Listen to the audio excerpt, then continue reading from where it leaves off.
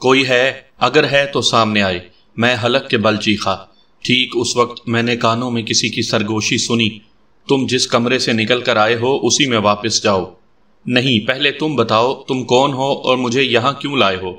سب کچھ بتا دیا جائے گا، لیکن پہلے جو کہا جا رہا ہے اس پر عمل کرو۔ اس کا لہجہ تہک مانا ہو گیا۔ اور اگر میں ایسا نہ کروں تو پھر مجھے تمہارے ساتھ زبردستی کرنا پڑے گی۔ اس کے ساتھ ہی اس نے میرا ہاتھ پکڑا اور مجھے گھسیٹتا ہوا واپس اسی بیڈ روم میں لے جا کر باہر سے دروازہ بند کر دیا، اور میں صرف چیختا ہی رہ گیا۔ کافی دیر تک چیخنے کے بعد جب میری چیخو پکار کا کوئی اثر نہ ہوا تو میں بے بسی سے آ کر بیڈ پر لیٹ گیا۔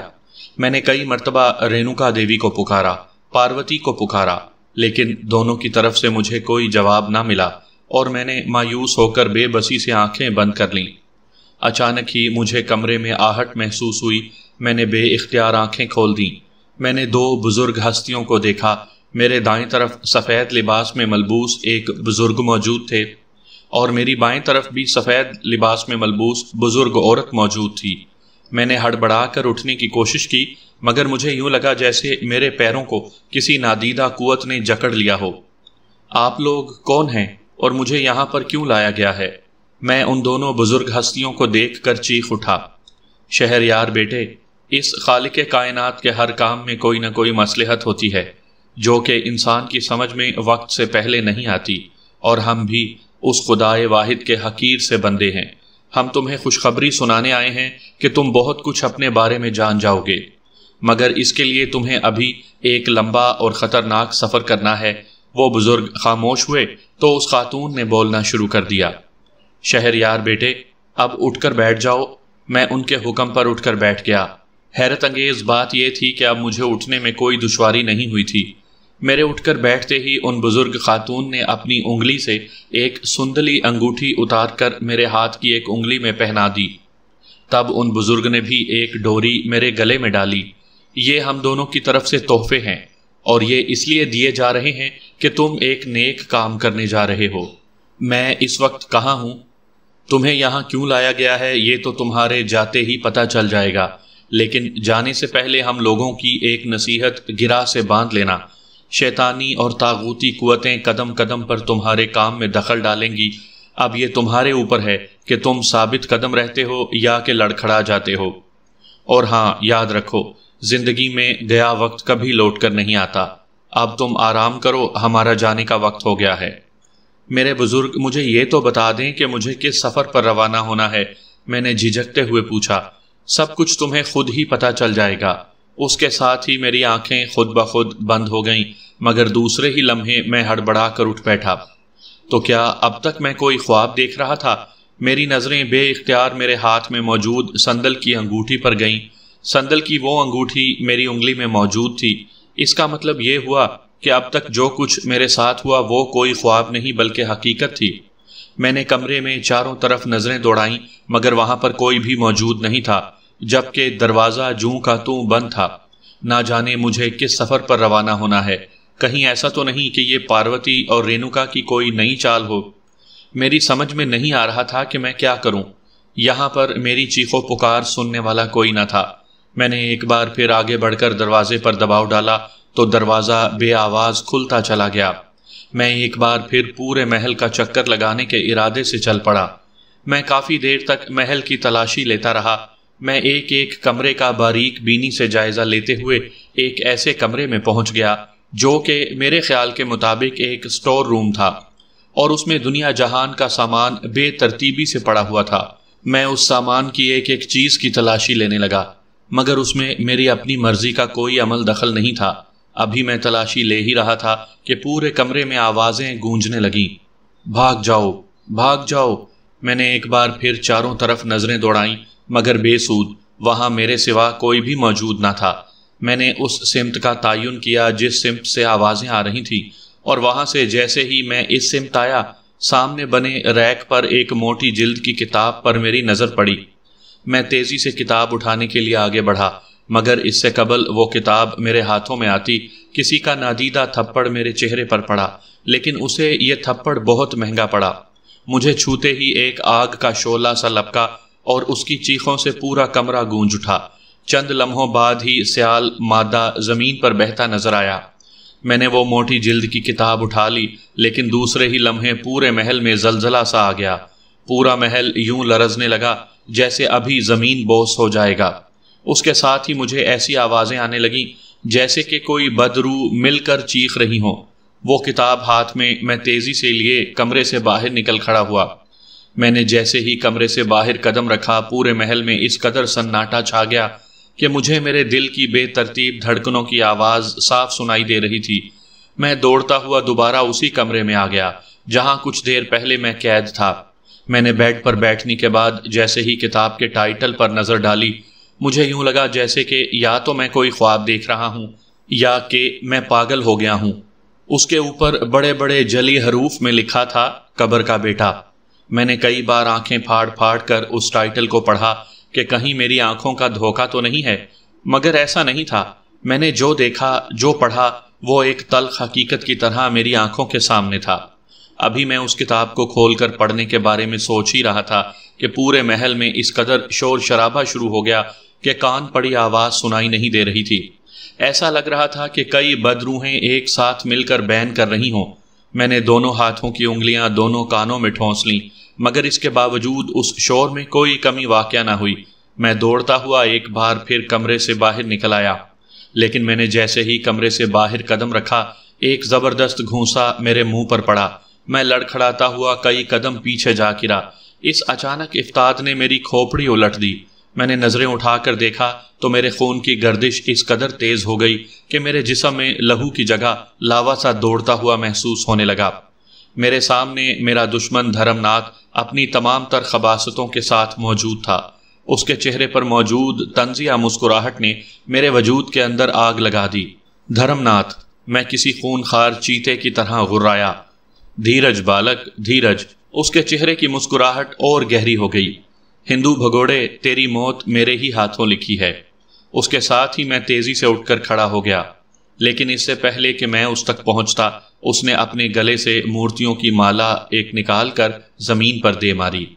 اس میں موجود تمام مورتیاں اپنے قد بڑھاتے بڑھاتے بالکل میرے قد جتنی ہو گئیں، اور پھر ایک مورتی نے آگے بڑھ کر میری گردن پکڑنے کی کوشش کی، لیکن جیسے ہی اس نے میرے جسم کو چھوا، ایک خوفناک چیخ کے ساتھ پیچھے ہٹی اور اس کے جسم کو آگ لگ گئی۔ چند لمحوں بعد ہی وہاں فرش پر سیاہ مادہ بکھرتا چلا گیا۔ دوسری تمام مورتیوں نے جب اپنی ایک ساتھی کا یہ حشر دیکھا تو ان میں سے کسی نے میرے قریب آنے کی جرأت نہیں کی، لیکن میرا حوصلہ اب کھل چکا تھا۔ میں ان کو ہاتھوں سے پکڑنے کے لیے آگے بڑھا تو وہ گھبرا کر پیچھے ہٹنے لگیں، مگر اس کے باوجود میں نے ان میں سے 2 مورتیوں کو اپنی گرفت میں لے لیا۔ میری گرفت میں آتے ہی ان کی کربناک اور لرزہ خیز چیخوں سے پورا محل گونج اٹھا۔ جب دھرم ناتھ نے اپنا یہ وار ناکام ہوتے دیکھا تو اپنے گلے سے دوسری ایک ڈوری نکال کر میری طرف اچھال دی۔ ڈوری مجھ تک پہنچنے سے پہلے ہی ایک موٹی زنجیر کی شکل اختیار کر گئی، اور میرے جسم سے مس ہوتے ہی اس نے تیزی سے میرے جسم کے گرد بل ڈالنے شروع کر دیے۔ میں نے اپنے آپ کو اس کے وار سے بچانے کی بہت کوشش کی، مگر کامیابی نہ ہوئی، اور دھرم ناتھ مجھے بے بس کرنے میں کامیاب ہو گیا۔ زنجیر نے میرے جسم پر بل ڈال کر کسنا شروع کر دیا۔ مجھے میرے جسم کی ہڈیاں چٹکتی ہوئی محسوس ہوئی۔ دھرم ناتھ نے ایک فاتحانہ کہکہا مارا اور مجھے گھسیٹتا ہوا ایک طرف لے جانے لگا۔ زنجیر بھی لمحہ با لمحہ میری ہڈیوں میں گھستی ہوئی محسوس ہوئی۔ اچانک مجھے کسی سانپ کی تیز پھونکار سنائی دی۔ اس کے ساتھ ہی مجھے کانوں میں سرگوشی سنائی دی، تم اپنی انگلی میں موجود انگوٹھی کو اس زنجیر سے مس کرو، جلدی کرو، سوچنے کا وقت نہیں ہے۔ دوسرے ہی لمحے صرف تھوڑی سی محنت کر کے میں انگوٹھی کو زنجیر پر لگانے میں کامیاب ہو گیا۔ انگوٹھی نے جیسے ہی زنجیر کو چھوا، زنجیر کی کڑیاں میرے جسم سے کھل کر یوں بکھرتی چلی گئیں جیسے کسی نے شیشے پر پتھر مارا ہو، اور شیشے کی کرچیاں بکھرتی چلی گئی ہوں۔ میں زنجیر سے آزاد ہوتے ہی تیزی سے اٹھ کھڑا ہوا اور کسی خونخوار بھیڑیے کی طرح سے دھرم ناتھ پر جھپٹ پڑا۔ دھرم ناتھ، تیری موت میرے ہاتھوں لکھی ہے۔ اب بھاگ، کتنا بھاگ سکتا ہے؟ اور اب بلا اپنی مدد کے لیے اپنے گرو راجا ارجن سنگھ کو۔ میں بولنے کے ساتھ ساتھ اپنے ہاتھ بھی ہلاتا جا رہا تھا، اور اس بار میں اس کو فرار ہونے کا کوئی موقع نہیں دینا چاہتا تھا۔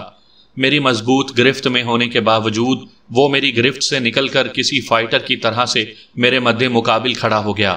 شہریار احمد، میرے ہاتھوں تمہاری موت مقدر بن گئی ہے۔ اس کے ساتھ ہی اس نے مجھ پر چھلانگ لگا دی۔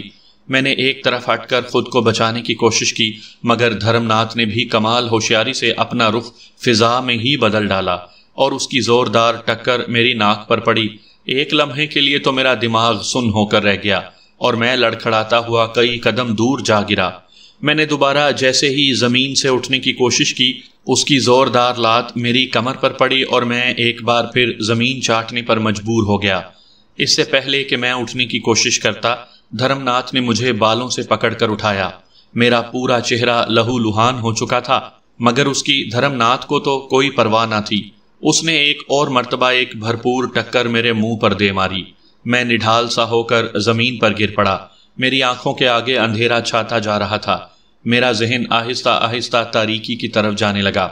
اس سے پہلے کہ میرا ذہن مکمل تاریکی میں ڈوبتا، اچانک مجھے سانپ کی تیز پھنکار سنائی دی۔ اس کے ساتھ ساتھ میرے کانوں میں کسی کی سرگوشی سنائی دی۔ نہیں شہریار، نہیں، خدا کے لیے اٹھو۔ اگر یہ آج تمہیں شکست دینے میں کامیاب ہو گیا تو تم اور تمہارا ماضی ہمیشہ کے لیے دفن ہو جائیں گے۔ ایک ہندو کے آگے مسلمان کی شکست نہیں، اٹھو شہریار۔ اس سے پہلے کہ یہ تمہیں ختم کر دے، اٹھو اور اس کے ناپاک وجود کو صفائے ہستی سے مٹا دو۔ میں آہستہ آہستہ اٹھ کھڑا ہوا، خود کو سرعت کے ساتھ تیار کیا اور اچھل کر اس کے منہ پر ایک زبردست گھونسا دے مارا۔ اس کے بعد میرے ہاتھ مشینی انداز میں چلتے رہے اور دھرم ناتھ کی بھیانک اور لرزہ خیز چیخوں سے محل کے در و دیوار گونجتے رہے۔ اچانک نہ جانے کہاں سے دھرم ناتھ نے خنجر نکال کر مجھ پر حملہ کر دیا۔ میں ایک لمحے کے لیے بوکھلا گیا۔ اس کے حملے میں شدت آتی گئی۔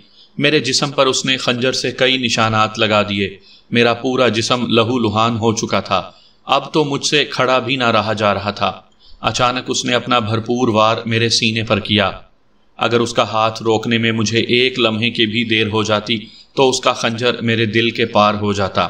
میں نے اس کا وار اپنے دائیں ہاتھ سے روکا اور ایک لمحے کی اس مہلت میں اپنی مضبوط گرفت اس کی گردن پر جما دی۔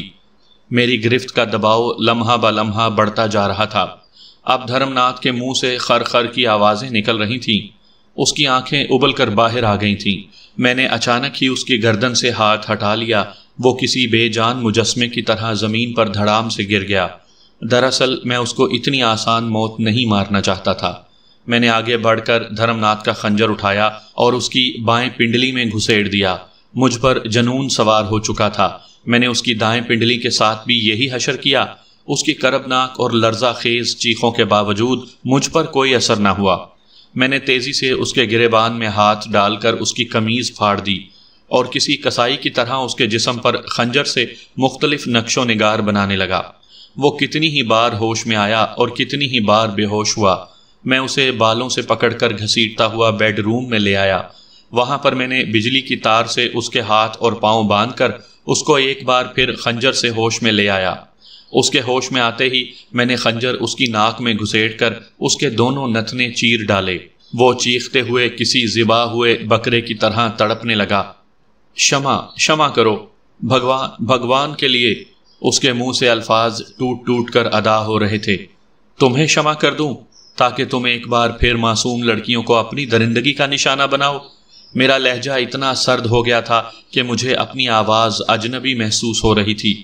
میں بھگوان کی سوگند کھاتا ہوں، کالی ماتا کی سوگند، کبھی کسی معصوم کو میلی نظر سے نہیں دیکھوں گا۔ وہ کسی ہارے ہوئے جواری کی طرح سے گڑ گڑا رہا تھا۔ میں تجھے جان سے نہیں ماروں گا دھرم ناتھ، لیکن تیری نظروں کو بھی اس لائق نہیں چھوڑوں گا کہ تو دوبارہ کسی معصوم پر میلی نظر ڈال سکے۔ اس کے ساتھ ہی میں نے اپنا دایاں ہاتھ بلند کر کے خنجر دستے تک اس کی بائیں آنکھ میں اتار دیا۔ اس کے ناپاک خون کے چھینٹے مجھے میرے چہرے پر پڑتے ہوئے محسوس ہوئے۔ وہ ایک بار پھر تڑپتا ہوا بے ہوش ہو گیا۔ میں نے دوبارہ خنجر بلند کر کے اس کی دائیں آنکھ میں اتارا اور وہ چیختا ہوا ہوش میں آ گیا۔ دھرم ناتھ، دیکھ تو کس قدر بے بس ہے۔ یہی حال ان معصوم لڑکیوں کا ہوتا تھا جو تیری درندگی کا شکار ہوئیں۔ آج کے بعد تو کسی لڑکی کے ساتھ زیادتی کرنے کے لائق ہی نہیں رہے گا۔ میں نے ایک بار پھر خنجر اپنے ہاتھوں میں سنبھالا اور قوت سے اس کے اس نازک حصے پر وار کیا کہ وہ لڑکیوں کے ساتھ زیادتی کرنے کے بارے میں سوچ بھی نہ سکے۔ میرا جنون ابھی ٹھنڈا نہیں ہوا تھا اور میں نے آخر میں خنجر سے اس کی شہ رگ کاٹ ڈالی اور لڑکھڑاتا ہوا دھرم ناتھ کے پاس سے اٹھ کھڑا ہوا، مگر میں کسی شرابی کی طرح سے جھوم رہا تھا۔ میرے ذہن کے آگے اندھیرا چھاتا جا رہا تھا اور میں باوجود کوشش کے اپنے آپ کو نہ سنبھال سکا اور لڑکھڑاتا ہوا زمین پر گر پڑا۔ آخری احساس جو میرے ذہن میں تھا وہ کسی سانپ کی تیز پھنکار کا تھا۔ اس کے بعد میرا ذہن مکمل تاریکی میں ڈوبتا چلا گیا۔ میں یہ تو نہیں جانتا کہ میں کتنی دیر تک بے ہوش رہا، لیکن جب دوبارہ میری آنکھ کھلی تو میں ایک خوبصورت اور سجے سجائے بیڈ روم کے ایک آرام دہ بیڈ پر نیم دراز تھا۔ میرے جسم پر ایک نفیس قسم کا لباس موجود تھا۔ پیروں سے لے کر سینے تک میرے جسم پر ایک خوبصورت سا لحاف پڑا ہوا تھا۔ میں تیزی سے اٹھ کر بیٹھ گیا۔ یہ میں کہاں آ گیا ہوں؟ چند لمحے تو میرا ذہن بالکل خالی خالی سا رہا، پھر پچھلی ساری باتیں ایک ایک کر کے میرے ذہن میں گردش کرنے لگیں کہ میں نے کس بے رحمی سے دھرم ناتھ کو موت کے گھاٹ اتار دیا تھا۔ مجھے اچانک اس کتاب کا خیال آیا جو کہ مجھے محل کے اسٹور روم سے ملی تھی۔ میں نے تیزی سے اپنے دائیں بائیں نظریں دوڑائیں، مگر وہاں کتاب تو کیا، کتاب جیسی اور کوئی چیز بھی نظر نہ آئی۔ قبل اس کے کہ میں کچھ اور سوچتا، کمرے کا دروازہ ایک جھٹکے سے کھلا اور ایک خوبصورت سا نوجوان مسکراتا ہوا داخل ہوا۔ کیا حال ہے تمہارا شہریار احمد؟ اس نوجوان نے میرے قریب ہی بیٹھ کر مجھ سے پوچھا۔ ٹھیک ہوں، میں نے اس کی آنکھوں میں آنکھیں ڈال کر جواب دیا، لیکن دوسرے ہی لمحے مجھے یوں لگا جیسے اس نوجوان کو میں پہلے کہیں دیکھ چکا ہوں، لیکن کہاں، یہ یاد نہیں آ رہا تھا۔ مجھے یہ آنکھیں میرے دل و دماغ میں چبھتی ہوئی محسوس ہوئیں، کہیں نہ کہیں دیکھا ہے۔ کن سوچوں میں گم ہو گئے ہو شہریار احمد؟ اس کے چہرے پر موجود مسکراہٹ اور گہری ہو گئی۔ تم کون ہو؟ مجھے یوں لگتا ہے کہ میں تمہیں پہلے بھی کہیں دیکھ چکا ہوں اور تمہیں بہت قریب سے جانتا ہوں۔ دوست، پہلے تم کچھ کھا پی لو، باقی باتیں بعد میں ہوں گی۔ میں نے اس کی آنکھوں میں تیرتی نمی کو صاف طور پر محسوس کر لیا تھا، لیکن میرے کچھ پوچھنے سے پہلے ہی وہ تیزی سے اٹھ کر کمرے سے باہر نکل گیا اور میں بے چینی سے کمرے میں ٹہلنے لگا۔ میری بے چینی تھی کہ لمحہ با لمحہ بڑھتی جا رہی تھی اور میرے لبوں پر اس وقت صرف ایک ہی دعا تھی کہ میں اپنے بارے میں سب کچھ جلد از جلد جان لوں۔ اس وقت ایک ایک لمحہ مجھ پر ایک ایک صدی بن کر گزر رہا تھا۔ چند منٹوں کے بعد ہی اس نے میرے آگے کھانے کی ٹرے لا کر رکھ دی۔ اتنا بڑھیا کھانا دیکھ کر میری بھوک چمک اٹھی اور میں کچھ سوچے سمجھے بغیر کھانے پر ٹوٹ پڑا۔ جب میں کھانے وغیرہ سے فارغ ہو چکا تو ایک بار پھر میرا سوال میرے لبوں پر آ گیا۔ خدا کے واسطے تم مجھے اپنے بارے میں کچھ بتا دو، ورنہ اب میں حقیقتاً پاگل ہو جاؤں گا۔ تم میرے بارے میں جاننا چاہتے ہو نا، اور ساتھ میں اپنے بارے میں بھی، ہے نا؟ اس نے بیڈ سے کھڑے ہوتے ہوئے جواب دیا۔ کیا تم میرے بارے میں بھی کچھ جانتے ہو؟ ہاں، آؤ میرے ساتھ۔ اتنا کہہ کر وہ دروازے کی طرف بڑھنے لگا۔ میں تیزی کے ساتھ اس کے پیچھے چل پڑا۔ ہم دونوں آگے پیچھے چلتے ہوئے ایک ایسے کمرے کے دروازے پر پہنچ گئے جس پر ایک مضبوط قفل پڑا ہوا تھا، لیکن اس کی حالت بتا رہی تھی جیسا کہ یہ صدیوں سے بند پڑا ہے۔ وہ رک گیا۔ کیوں رک گئے ہو؟ اب یہ قفل کھولیں تاکہ ہم آگے بڑھ سکیں، اس نے اپنے مخصوص لہجے میں مسکراتے ہوئے کہا۔ میں اسے کس طرح کھولوں؟ مجھے یہاں تک تو تم لائے ہو، تو اس کو کھولنے کے بارے میں بھی تم ہی جانتے ہوگے۔ نہیں، اگر آپ کو اپنے بارے میں جاننا ہے تو پہلے اسے کھولیے۔ میں اپنے بارے میں جاننے کے لیے تو کچھ بھی کر سکتا ہوں۔ میں تیزی سے قفل کو کھولنے کے لیے آگے بڑھا، مگر اچانک ہی میں کسی خیال کے تحت ٹھٹک کر رک گیا اور اپنے پیروں میں پڑے ہوئے اس کارپٹ کو دیکھنے لگا جو کہ کمرے کے باہر فرش پر ایک ٹکڑے کی شکل میں موجود تھا۔ میں نے بے اختیار ہی وہ کارپٹ اٹھا دیا اور اس کے نیچے موجود چابی پر نظر پڑتے ہی میرے دماغ میں آندھیاں چلنے لگیں۔ میں نے چابی اٹھا کر تیزی سے قفل کھولا اور کمرے کے اندر داخل ہوا۔ اندر داخل ہوتے ہی میں نے جو چیز دیکھی وہ سامنے دیوار پر موجود میری تصویر تھی۔ میں اسے حونکوں کی طرح دیکھنے لگا۔ میں اپنا سر دونوں ہاتھوں سے تھام کر وہیں زمین پر بیٹھ گیا۔ یہ سب کیا تھا؟ اب تک میری سمجھ میں کچھ نہیں آ رہا تھا۔ مجھے کس طرح سے پتا چلا کہ کارپٹ کے نیچے چابی موجود ہے، اور یہ میری تصویر یہاں پر کس نے لگائی اور کیوں؟ میں نے چاروں طرف کا جائزہ لینے کے لیے نظریں دائیں بائیں گھمائیں تو دوسری طرف دیوار پر موجود تصویر دیکھ کر میں حیرت سے اچھل پڑا۔ میرے ساتھ اس تصویر میں وہی خوبصورت سا نوجوان موجود تھا جس نے مجھے یہاں تک پہنچایا تھا۔ اس نوجوان کا ان تصویروں سے میرے ماضی سے کوئی نہ کوئی تعلق ضرور تھا۔ اس کا مطلب یہ تھا کہ میرے ماضی کے بارے میں یہ بہت کچھ جانتا ہے، لیکن آخر وہ ہے کون؟ کچھ سمجھ میں آیا شہری؟ اس نے مجھ سے سوال پوچھا۔ تم کون ہو اور مجھ سے، میرے ماضی سے تمہارا کیا تعلق ہے؟ میں بوکھلائے ہوئے لہجے میں اس سے پوچھنے لگا۔ ان تصویروں کو دیکھنے کے بعد تمہیں یہ تو یقین ہو گیا ہوگا کہ میں تم سے تمہارے یا میرے بارے میں جو بات کہوں گا وہ جھوٹ نہیں ہوگی۔ میں تمہارا دوست ہوں۔ کیا تم میرے ماضی کے بارے میں جانتے ہو؟ ہاں، میں تمہارے بارے میں ایک ایک بات جانتا ہوں، کیونکہ تم میری آنکھوں کے سامنے کھیل کود کر بڑے ہوئے ہو۔ کیا واقعی؟ میں نے اپنے دل کی بے قابو ہوتی دھڑکنوں پر بڑی مشکل سے قابو پاتے ہوئے پوچھا۔ ہاں، آؤ میرے ساتھ، اور میں ایک بار پھر اس کے ساتھ چل پڑا۔ ہم دونوں چلتے چلتے ایک وسیع و عریض قبرستان میں پہنچ گئے، جو کہ میرے اندازے کے مطابق صدیوں پرانا تھا۔ وہ مجھے لیے جس قبر کے پاس پہنچا تھا، اسے دیکھ کر میرا حیران ہونا لازمی تھا، کیونکہ یہ وہی قبر تھی جس کی تاریکی میں پیدا ہوا تھا۔ یہ سب کیا ہے؟ میں نے حیران ہوتے ہوئے پوچھا۔ تم جانتے ہو تم اس قبر میں کتنا عرصہ قید رہے؟ اس نے اس خالی قبر کی طرف دیکھتے ہوئے پوچھا۔ نہیں، تم اس قبر میں 9 سال قید رہے، اور تمہیں قید کرنے والا تمہارے خاندان کا ازلی دشمن سمارا اس وقت تمہارے والد کی جگہ وادی سحر کا حکمران بنا بیٹھا ہے۔ وادی سحر؟ ہاں، وادی سحر، جس کا ایک ایک پھول، پودا، پتھر تک سمارا کے حکم کے غلام ہیں، اور وہ خود اتنا بڑا جادوگر ہے کہ وادی سحر میں اگر ہوا بھی گزرتی ہے تو اس کے حکم سے گزرتی ہے۔ مگر میری اس سے کیا دشمنی ہے جو اس نے مجھے 9 سال تک اس قبر میں قید رکھا؟ اس کی دشمنی تم سے نہیں تھی، تمہارے والدین سے تھی، اور تمہارے والدین کو… کیا ہوا میرے والدین کو؟ میں نے اس کی بات درمیان میں ہی کاٹ دی۔ تمہارے والد کی عمر اس وقت کوئی 15-16 سال ہوگی جب یہ پراسرار کہانی شروع ہوئی۔ ایک رات اپنے کمرے میں تمام بتیاں وغیرہ بند کر کے وہ سوئے ہوئے تھے۔ ابھی ان کو سوئے زیادہ دیر نہیں گزری تھی کہ اچانک ہی ان کی چھٹی حس نے ان کو بیدار کر دیا۔ ان کو ایسا محسوس ہوا جیسے کہ کمرے میں ان کے علاوہ بھی کوئی اور موجود ہے۔ وہ ایک دم ہڑبڑا کر اٹھ بیٹھے، لیکن کمرے میں مکمل اندھیرا تھا۔ انہوں نے اٹھ کر کمرے کی تمام بتیاں جلا دیں، اور لائٹ جلاتے ہی انہوں نے جو منظر دیکھا اس نے ان کو دیوانہ کر دیا۔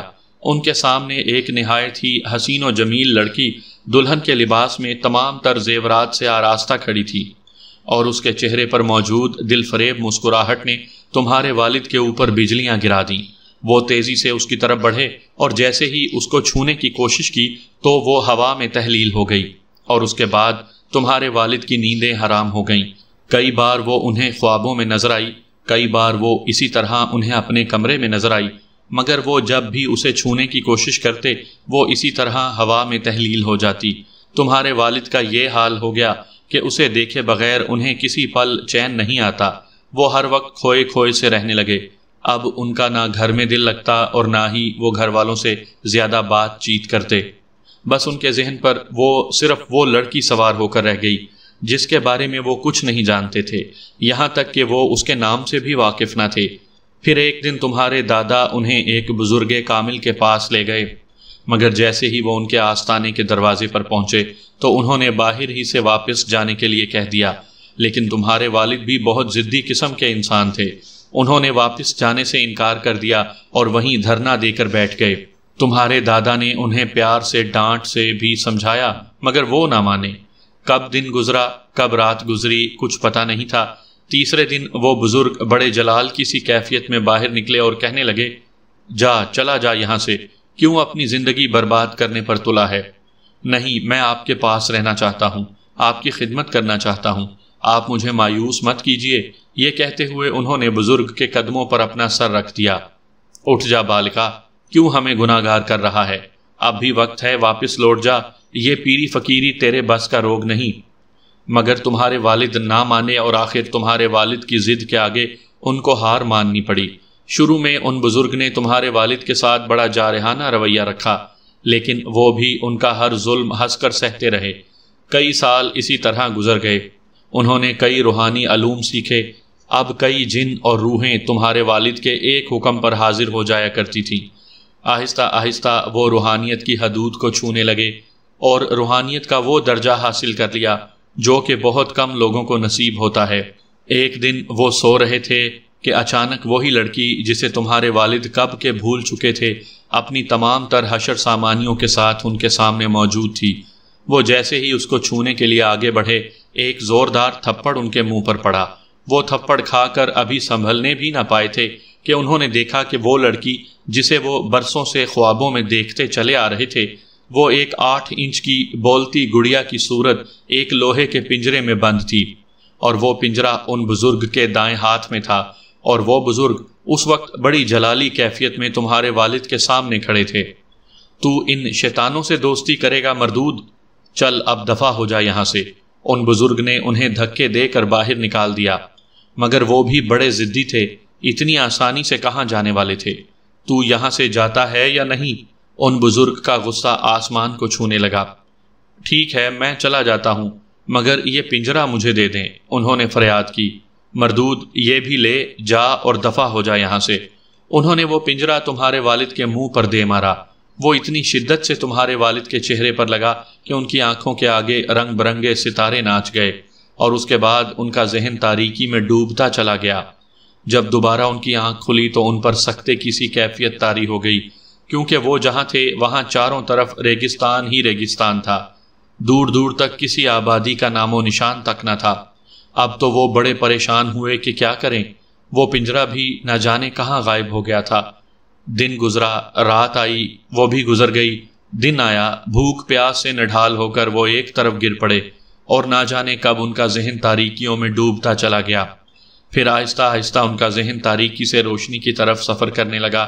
جب مکمل طور پر ان کا ذہن کام کرنے لگا تو انہوں نے دیکھا کہ وہ بہت بڑے مندر کے فرش پر لیٹے ہوئے ہیں، اور ان کے اوپر وہی حسین و جمیل لڑکی جھکی ہوئی ہے۔ نامعلوم اس لڑکی کی آنکھوں میں کون سا سحر تھا کہ تمہارے والد دیوانہ وار اٹھ کھڑے ہوئے۔ کون ہو تم؟